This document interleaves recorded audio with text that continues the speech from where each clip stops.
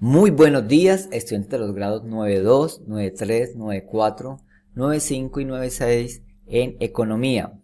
Espero que todos estén bien de salud, que hay que cuidarse mucho por estos días. Y tal como lo había dicho en el último video, vamos a ver historia de la economía de la época griega, una serie de videos. Vamos a tener como base el libro de este señor que se llama Murray Newton Rothbard, se llama Historia del Pensamiento Económico. No es muy afín a mis ideas, pues él es como medio capitalista, tiene un pensamiento que se llama anarcocapitalismo, pero los videos son muy divertidos, muy didácticos, los hace un español que es muy chistoso, habla muy rápido, pero pues les va a gustar. Entonces en este capítulo vamos a ver cositas, vamos a parar para que estudiemos esos conceptos, los revisemos, que esa va a ser la actividad, estudiar los conceptos que, veamos en estos videos, ¿ok? Entonces vamos a empezar con la historia del pensamiento económico.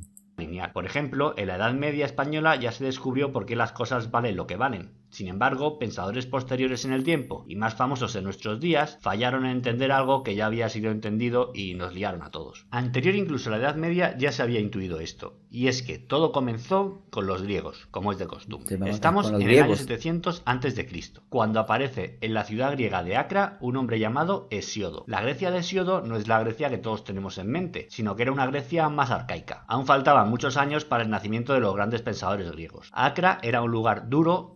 Bueno, entonces el primer filósofo que habla de economía se llama Hesíodo. Él vivía en la ciudad de Acra. Y con él vamos a ver un concepto de economía que se llama la escasez. Entonces vamos a ver qué es la escasez. Así que Hesíodo estaba familiarizado con el concepto de escasez. ¿Por qué los recursos son tan escasos si el hombre está lleno de objetivos y deseos?, pensó. En su poema, Los trabajos y los días, expone que antes el hombre vivía con acceso a todo tipo de recursos en un Edén. No había escasez y todas las necesidades del hombre eran satisfechas al momento. Luego no había necesidad de plantearse problema económico alguno. Alguien la cagó y el hombre fue expulsado de ese Edén. Hesíodo expone en el poema que los hombres nunca descansan a causa del trabajo. La escasez solo puede ser superada con trabajo y capital. A los hombres les gusta el ocio, pero la necesidad de cubrir necesidades vitales pues les obliga a no poder ejercerlo. Además, Entonces vimos por ahí otros conceptos, trabajo y capital. Entonces ya tenemos tres, escasez, trabajo y capital. la holgazanería está mal vista por la sociedad y la envidia al vecino hace que la gente se esfuerce por conseguir lo mismo que él. Esto crea un sano espíritu competitivo, que lo llamó el buen conflicto, y que Otro concepto, espíritu competitivo. O sea, es una variante del capitalismo, la competencia. Y para mí me parece esa parte del capitalismo importante.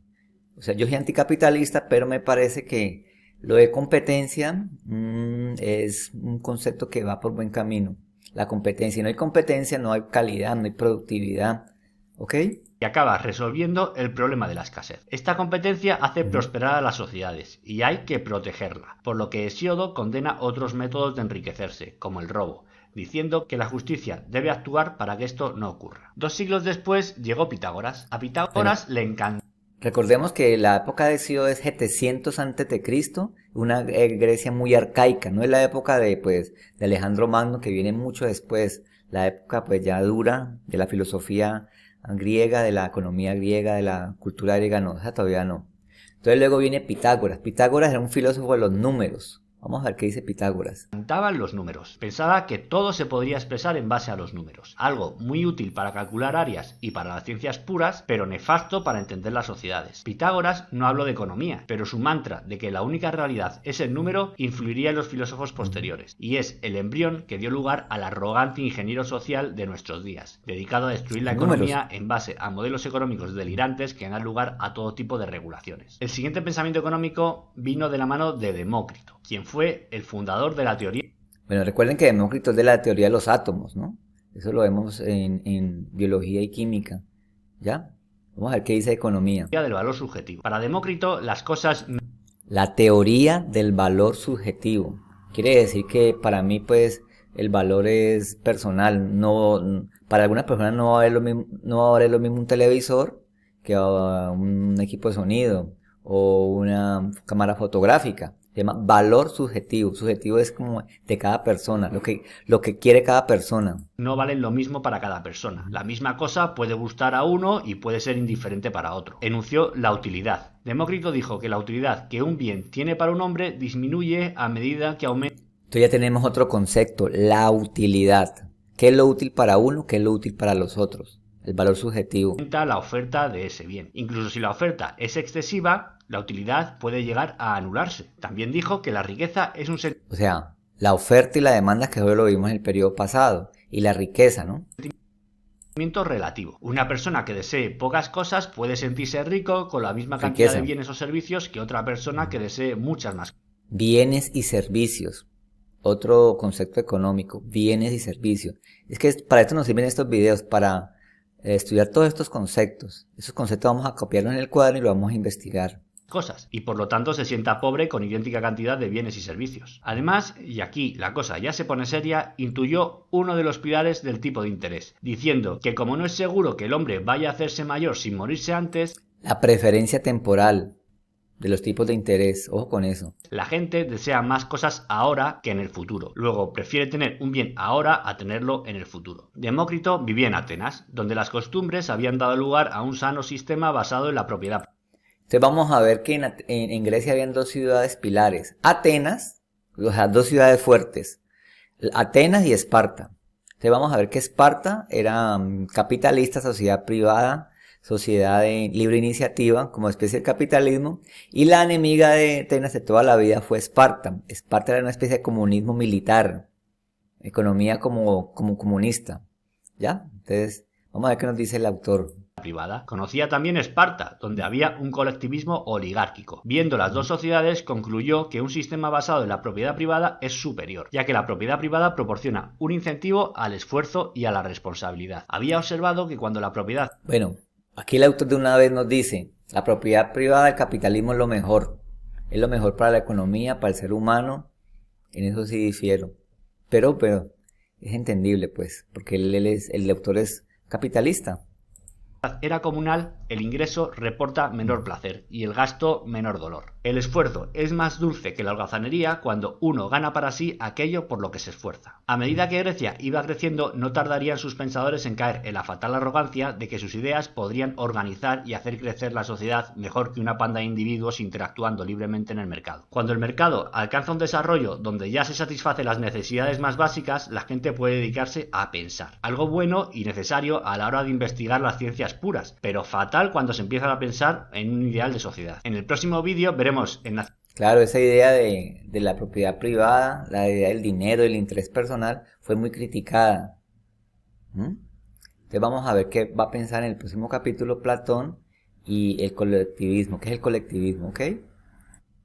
Este es el segundo episodio de la serie de Historia del Pensamiento Económico en la que se usa como guía el libro de Murray Rothbard, al que os remito si queréis profundizar en los autores que nos acompañarán en este viaje. Hoy es el turno de Platón, enemigo de Demócrito y admirador de los espartanos. Platón, que sabía mucho del alma humana, observó que el hombre tenía una naturaleza pensante, otra agresiva y otra necesitante. Así que dijo, oye, pues si el hombre es así, pues qué menos que la sociedad, que es un conjunto de hombres, pues también sea así. Platón consideraba a la sociedad como un ser vivo en sí mismo. Escribió La República, donde muestra su ideal de sociedad. Bueno, vemos que Platón es un filósofo muy influenciador, un influencer, ¿cierto? Con Aristóteles, como con los filósofos principales de esa época. Y él decía que, bueno, escribió un libro que se llama La República. Habló de un concepto que llamó el mito de la caverna. Y ese es como el autor de una cosa que se llama el idealismo, pero en filosofía.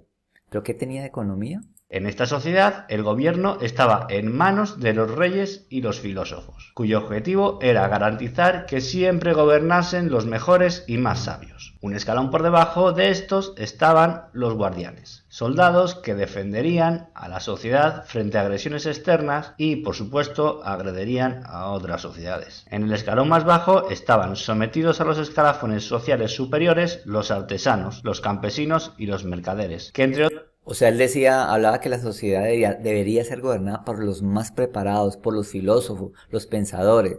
Entonces hizo una especie de pirámide social. Luego estaban los militares, luego los comerciantes artesanos y luego los campesinos, imagínense, ¿ah? Y otras cosas producían los bienes con los que todos vivían. En su sociedad ideal, los pensadores y los guardianes vivirían bajo el comunismo radical. La élite no tenía propiedad privada. Hasta las mujeres e hijos eran compartidos. Y la reproducción se llevaba a cabo mediante cruces cuidadosamente seleccionados para mejorar la raza. Que si se hacía así con los animales, pues ¿cómo no lo iban a hacer así para los hombres? La propiedad privada y el dinero corrompían, según Platón. Y por supuesto debían permanecer fuera de este mundo comunista utópico y dejarlo para los despreciables comerciantes. Platón dice que los gobernantes... Entonces Platón se lanzó firme contra el dinero, el capitalismo y habló de una especie de sociedad comunitaria. Pues también es un poquito extrema para esa época. Y un poquito idealista, como el pensamiento de él, ¿no? Deben de ser vistos como dioses por las clases inferiores. La libertad de opinión debe desaparecer mediante un estado policial destinado a suprimir cualquier tipo de pensamiento diferente a su verdad. Pero ojo, no fue todo una ida de olla lo de Platón al describir esta delirante forma de organizar la sociedad, ya que Platón es el pensador primigenio en lo referente a la importancia de la división del trabajo. Bueno, ese sí un aporte económico. Lo anterior es muy social, muy filosófico, pero en economía lo que estamos viendo es la división del trabajo. Vamos a ver qué es esa vaina de división del trabajo. Citando a su maestro, que al no ser todos los hombres iguales, pues cada uno debe de adaptarse a una ocupación concreta. Al estar especializados, los intercambios deben de existir, para poder cambiar lo que producen, pues por aquello que no producen. Platón observa que la división del trabajo aumenta la producción de todos los bienes. Ahora, yo, especialista en pensar, estoy...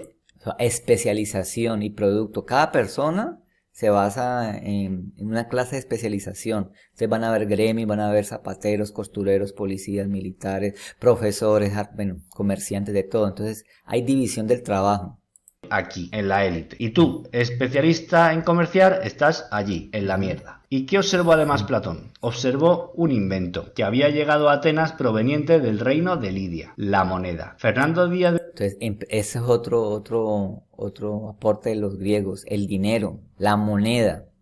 Villanueva tiene una contrahistoria buenísima sobre la historia de la moneda, cuyo link podéis ver en la descripción de este vídeo. A este respecto, Platón observó que la gente a la que despreciaba no estaba simplemente intercambiando cosas, sino que estaban ahorrando monedas, y estas estaban siendo aceptadas por todos. O sea, ya los comerciantes están empezando a ahorrar y intercambiar esas monedas y producir riqueza. Que esas sociedades esas clases sociales que Platón como que no estaba de acuerdo, decía que eran los inferiores. Que tenían oro y plata. El ahorro traía progreso, algo que no se lleva muy bien con su ideal de la sociedad. Una sociedad de empresarios puede acabar con el dominio de la élite gobernante, creciendo fuerte, sana y empezando a crear toda clase de prodigios. ¿Y qué pensó Platón? ¿A quién quiso subir a bordo en su ideal de sociedad? Pues al diablo. En su sociedad ideal, las élites gobernantes crearían el dinero de la nada, mediante un sistema fiduciario, prohibiendo la importación de oro y plata, y controlando a una sociedad. Entonces él decía que el gobierno, los de arriba, deberían crear el dinero y ser dueño del monopolio del dinero, ¿ya? Un pensamiento muy terrible. Sociedad catatónica y estancada. Dejamos a Platón y cerramos el vídeo con un discípulo suyo, Jenofonte. Jenofonte era defensor de un Estado fuerte y controlador de la economía. Para llevar a cabo tal control, el Estado tenía que tener a muchos esclavos a su cargo. Jenofonte también creía que el Estado era el encargado de crear las infraestructuras necesarias. Por otro lado, definió la riqueza de la siguiente manera. O sea, nos decía que el Estado era el encargado de hacer todo, ¿cierto? Una especie de economía del gobierno, como especie de keynesianismo, que eso lo vamos a ver en el siglo XX, el keynesianismo es que el Estado le mete la mano y controla la economía capitalista. Si un hombre tiene una cosa y sabe usarla, esa cosa forma parte de su riqueza. Pero si no sabe usarla, pues no es parte de su riqueza. Jenofonte fue el primero en observar el equilibrio general y la dinámica de la economía de mercado. Observó que cuando había mucha... Ojo con eso, equilibrio general y economía de mercado, ¿no? Gente trabajando, por ejemplo, en hacer tinajas, el precio de estas tinajas bajaba y muchos artesanos no podían vivir con tan pocos ingresos. Por lo tanto, se empezaban a dedicar a otras labores. También, al igual que su profesor, habló de la división del trabajo. Observó que en los pueblos pequeños el mismo artesano fabrica sillas, puertas, mesas, arados. Pero en los pueblos grandes un artesano solo fabrica arados, otro solo fabrica sillas, otro solo fabrica puertas y la gente puede vivir dedicándose solo a una cosa. Hasta aquí los dos filósofos economistas que veremos en este vídeo. Bueno, y ahorita pasamos a Aristóteles. Vamos a ver qué tiene Aristóteles. Turno de Aristóteles. Aristóteles es súper importante, ya que sus textos influyeron para bien y para mal en los pensadores venideros. Aristóteles, al igual que su maestro, se burlaba de cualquier actividad que tuviera como fin el ganar dinero. Pero al contrario que Platón, o sea, esos filósofos, y en ese tiempo influenció en la religión, ven al dinero como algo maléfico, como algo sucio, como algo... O sea, hacer negocios con dinero, con moneda, era algo como que no tiene nada que ver con el espíritu, con la naturaleza, como libre, como un pensamiento como muy profundo, muy trascendental, respetable. En parte o sea, tener riqueza y hacer negocios, interés, eso no era como bien visto en esa época. no odiaba a Demócrito, y quizás fueron sus palabras las que le llevaron a atacar el comunismo de las clases gobernantes promulgado por Platón. Señaló que el comunismo va en contra de la propia naturaleza humana y acaba con la ventaja que se da en los intercambios. Bueno, eso lo decía, o sea, Aristóteles, ¿no? Estaba en contra del dinero, pero decía que ese comunismo, comillas, porque no era el comunismo como lo decía en el siglo XIX Marx, no era, es cierto, una especie de comunismo, ¿no? Comunismo de las clases gobernantes. Decía que eso era fatal, va contra la naturaleza de las personas. Aristóteles defendió la propiedad privada de la siguiente manera. La propiedad privada es mucho más productiva y por lo tanto facilita el progreso, aunque a Aristóteles tampoco es que le encantase el progreso. También dijo que los bienes poseídos en común no se cuidan, ya que la gente siempre piensa que otro lo cuidará. Cuando el bien es de alguien en concreto, ese alguien se esmera en cuidarlo. Platón decía que la propiedad comunal traería la paz social, ya que nadie envidiaría nada. Aristóteles, sin embargo, dijo, no, de eso nada. La propiedad comunal trae el conflicto continuo, ya que la gente se va a quejar por trabajar más que otros y recibir lo mismo que todos. Aristóteles señaló que o sea, lo que hoy en día todo el mundo se queja del comunismo, que ¿cómo vamos a trabajar todos? Y unos trabajan más, otros trabajan menos y vamos a ganar igual. No se trata de eso del comunismo reciente y la gente pues lo ha diabolizado y no es así. Luego vamos a ver que las ideas del marxismo y el comunismo no son tan como las decía Aristóteles en esta época de los griegos. La propiedad privada había surgido en la historia de la humanidad de forma espontánea y que imponer la propiedad comunal era ir en contra de la propia evolución del hombre. También señaló que la propiedad... Recuerden que la propiedad privada es cuando uno puede hacer su negocio sin control de nadie, colocar pues su libre iniciativa para progresar, para colocar algo de una venta, instalar una fábrica, un almacén, eso se llama propiedad privada. ¿Ya? Que es individual. Y lo contrario es la propiedad colectiva, todo es de todos. Una idea pues muy utópica, muy bonita, pero que no sé si en un futuro pues se pueda instalar. A mí me gusta, ¿no? No sé, hay gente que la atacará, hay otros que la defenderán, o otros que les fascina la propiedad privada y el capitalismo. Comunal elimina la capacidad del hombre de ser solidario. La solidaridad no puede ser obligada bajo amenaza. Aristóteles no quería prohibir... Yo sí pienso lo contrario. En una sociedad comunal, pues obvio que va a haber más solidaridad. Si usted no lo tiene como es comunal, yo comparto mis bienes con otros. Pues por naturaleza, pues algo así, como ya obligatorio comunal, uno tiene que compartir con el otro. ¿Ya?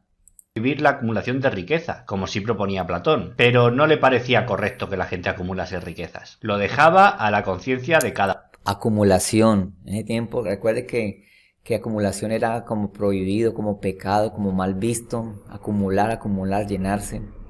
Esa es la crítica que le hacen los comunistas, los colectivistas a los capitalistas hoy en día. Uno veía con odio a los comerciantes minoristas, ya que no le gustaba que la gente acumulase simplemente monedas. Aristóteles creía que el trabajo y el mero intercambio de subsistencia basado en el trueque era lo único que debía existir. Ahora, Aristóteles no odiaba la moneda per se, la consideraba un buen invento para facilitar los intercambios. Sin embargo, veía mal su acumulación y no entendía que las monedas generasen más monedas a su propietario. Aristóteles no entendía y le cabreaba soberanamente que si tú prestas unas monedas a alguien por algún tiempo, a la vuelta ese alguien te devolviese más monedas de las que le habías prestado. O sea que condenaba, por no entender, la ganancia de un interés. Ganancia e interés.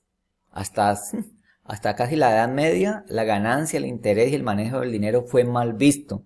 Por eso los judíos fueron muy mal vistos en la historia, porque a ellos les encantaba todo eso, comercializar, enriquecerse. Y ese es disculpen la palabra, el odio que tiene todo el mundo contra el pueblo judío, que es un odio, pues, no sé, sin sentido. Que había aparecido por otra parte de manera espontánea en la sociedad a lo largo de la historia. Hubiera estado bien que se hubiese planteado por qué existe, en lugar de condenarlo así porque sí. Aristóteles habló del intercambio asociándolo al valor de lo intercambiado.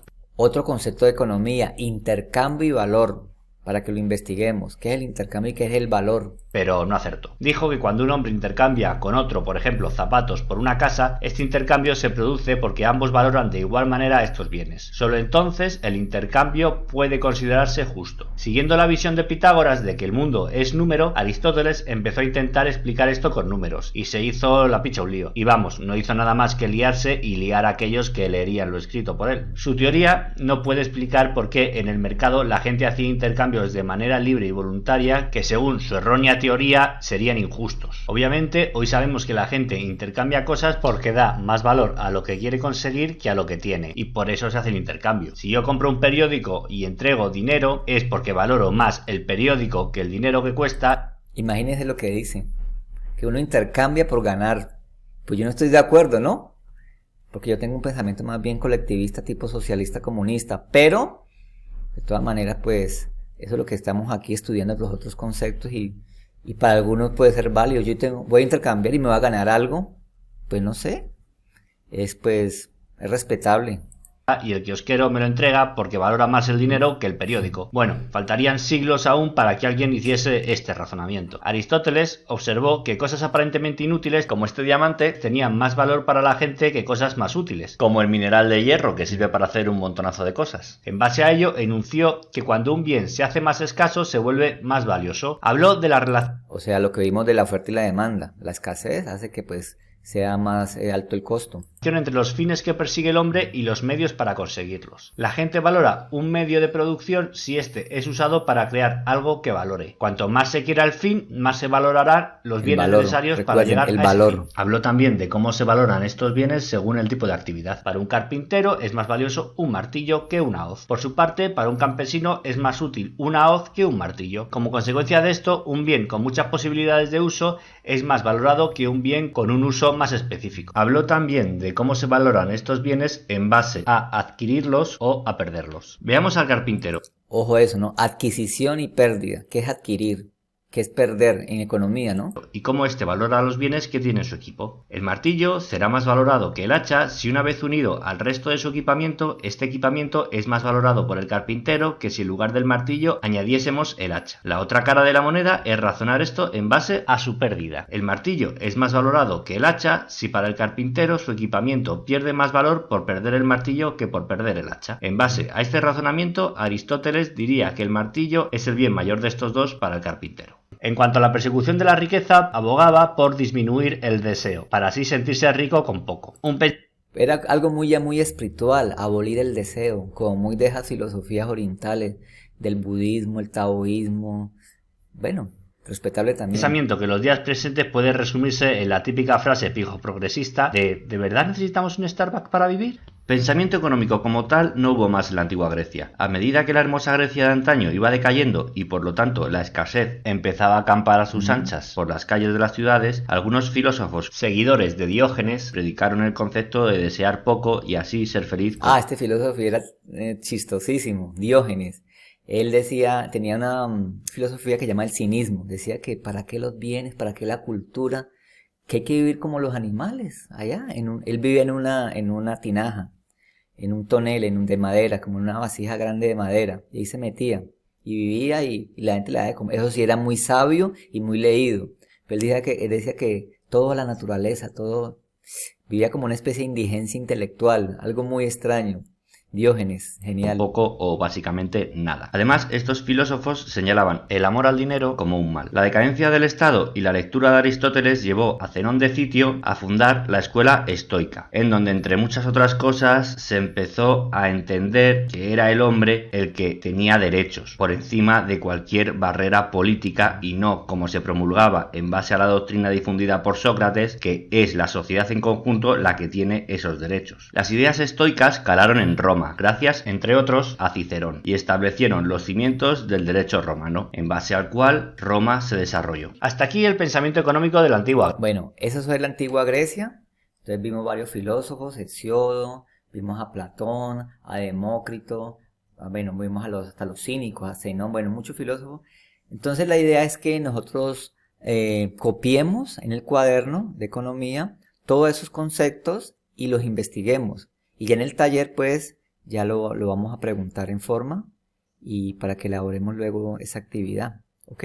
Entonces les agradezco mucho a todos los del 92, 93, 94, 95 y 96 y los espero pues ya en la próxima semana con otro capítulo de la historia del pensamiento económico. ¿Listo? Muchas gracias y adiós.